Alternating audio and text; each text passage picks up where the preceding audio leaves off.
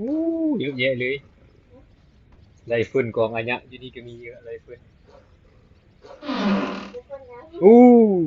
ดีแล้วกระเป๋าแจ๊สเนี่ยเจสนี่เป็นยังใจแอนใช่ปะเอ้ยมาใจแอนมาดิใจแอนชักแช็กใจแอนเช็คจะมือเนี่ยกลับดีกว่าโอ้ยเห็นกองทองเยอะเปิดดีไรเฟิลดีละโอ้โคตรลายเลยที่ใส่ก็มีที่ไรเฟิลกองอยู่พื้นดีบุถ้าเปิดกล้องนะมันวางอยู่พื้นอ้าวต้องแอกอีกละสิมาวะเอาวางอยู่กล้องทองเนี้ยเห็นวางอยู่น้องสิมาวะไปกลับเลยไปอยู่ที่ท่าวะ